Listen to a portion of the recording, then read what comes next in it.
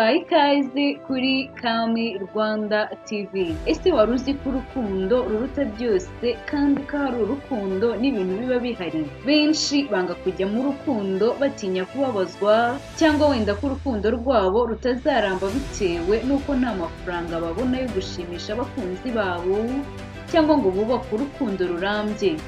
Dore inama zagufasha kurambana n'umukunzi wawe wamuhorana cyangwa mudakunda kubonana bitewe n'akazi ukora cyangwa se impamvu z'amasomo ndetse n'izindi zitandukanye.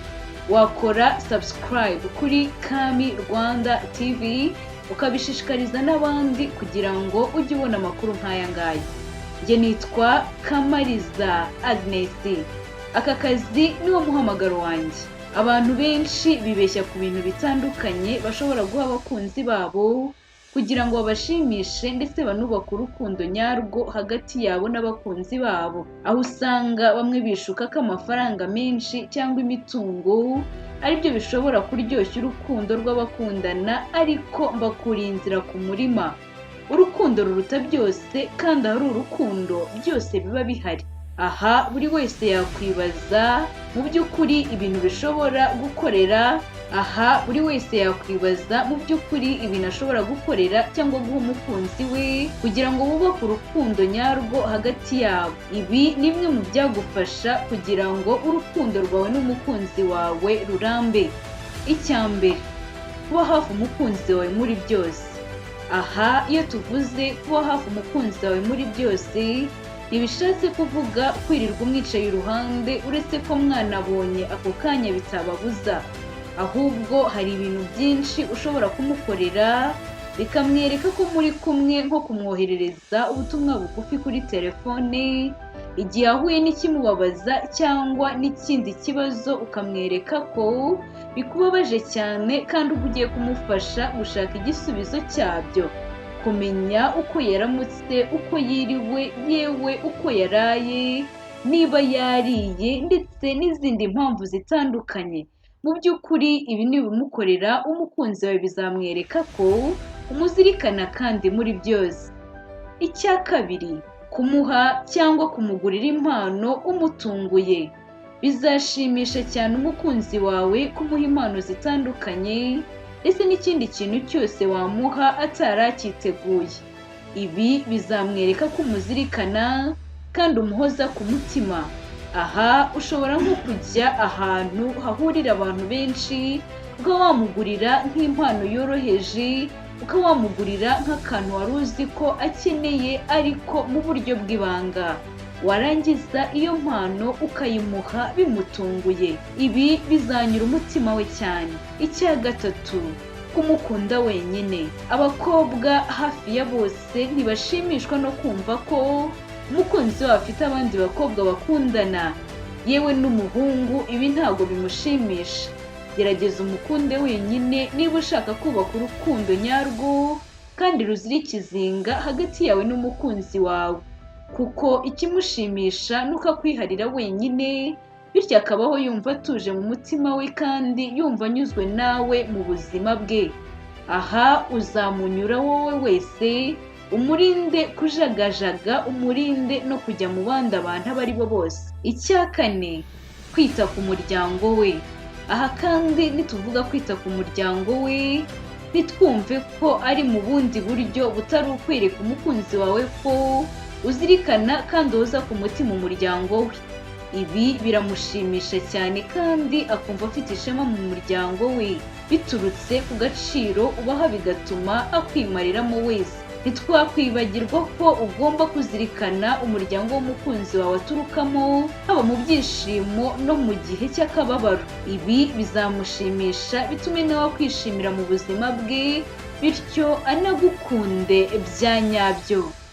Icya gatanu, kumugira inama mu byo agiye gukora byose mu gihe agukeneye. Burya ngo nta cyiza nko kugira umuntu wizera kandi ugisha inama muri byose. Umukunzi wawe azashimishwa nuko agufite nk'umujyanama we mu byo agiye gukora byose, bityo kandi nawe ugomba kumwereka ko umushyigikiye mu byo agiye gukora byose kandi ukanamugira inama zubaka bitewe n'ibyo agiye gukora. Aha ushobora kumuha igitekerezo cyangwa mukagikorera ubugororangingo mu gihe ubona hari aho byabongama. Aha bizatuma umukunzi wawe agufata nk'umujyanama mwiza. Icya gatandatu, gusohokana umukunzi wawe. Hari abantu benshi bishuka ko gusohokana abakunzi babo ari iby'abifite. Nyamara si byo. Ko gusohokana ntibivuze kugira ubushobozi bwinshi, kuko icyo waha umukunzi wawe cyose acyakiriza yombi. Ikindi, twumve ko gusohoka atari ugusohokera mu mahoteli, mu tubari cyangwa n'ahandi hantu hakomeye, ko n'ahandi hantu hose hafite ubwiza nyaburanga mwahasohokera yewe hatabatwaye n'amafaranga. Sohokana umukunzi wawe, mwicara ahantu hatuje hari umutekano, bityo muganire, mubwirane ibibari ku mitima yanyu. Hari ibintu byinshi byagufasha kubaka urukundo nyarwo hagati yawe n'uwo wihebeye, ariko ndagira ngo nkwibutse ko atari amafaranga, ubutunzi bwinshi, kuko hari benshi babifite ariko babuze amahoro hagati yabo n'abakunzi babo. Aha ndacyari kukuganiriza ibintu byatuma urambana n'umukunzi wawe. Icya karindwi ni ugushaka udushya. Niba utuye ahantu runaka ukahava ukajya gukorera ahandi, ugasiga umukunzi wawe cyangwa mwashakanye, gerageza gushaka akantu kadasanzwe kaboneka aho ukorera, ukagurira umukunzi wawe, kabone niyo kaba koroheje bingana iki. Umukunzi wawe bizamwereka ko nubwo muba mutari kumwe, aho uba uri hose umuhoza ku mutima, bityo arushaho kukwishimira, ntabe yatekereza ko wamuca inyuma. Icya munani, kumutungura. Mu gihe bigushobokeye, wenda niba wabonekaga nka rimwe mu kwezi, umukunzi wawe akaba yaramenyereye ko mubonana mu mpera za buri kwezi, wowe gerageza nubona akanya hagati y'ukwezi witange, unyaruke umurebe umutunguye. Ibi bizamushimisha cyane, kuko burya ikintu cyiza kitari cyitezwe gishimisha kurushaho, kandi nyine binamwereke ko iyo yagira ikibazo runaka wahita wigomwa akazi cyangwa amasomo ariko ukamugeraho. Icya cyenda, kumusangiza amakuru. Ni byiza nanone kuzirikana ko ugomba kuba hafi y'uwo mukundana mu gihe mudahorana cyangwa se mutari kumwe, haba ari kuri telefone cyangwa kuri interineti. Ugomba kujya uvugana nawe kenshi, ukamubwira amakuru n'udushya wabonye, aho ukorera, aho uba cyangwa aho wiga, bityo bikamwereka ko nta kindi ushyira imbere uretse kumuganiriza. Icya cumi ni ukumurata mu bandi. Ku birenze kuri ibyo, ugomba kugerageza kumenyekanisha mu nshuti zawe kubo mukorana cyangwa uwo mwigana, bityo bimwongerera icyizere, akajya yumva ko umukunda, umwitayeho kandi umwishimira. Icya cumi na rimwe, kumuganiriza nk'ahari inshuti bisanzwe. Aha usanga hari igihe abantu bakundana, ugasanga ntabwo bakunda kwisanzuranaho ngo baganire inkuru zisekeje, bavugane za nkuru abenshi bakunda kwita iz'aba best friend baganira.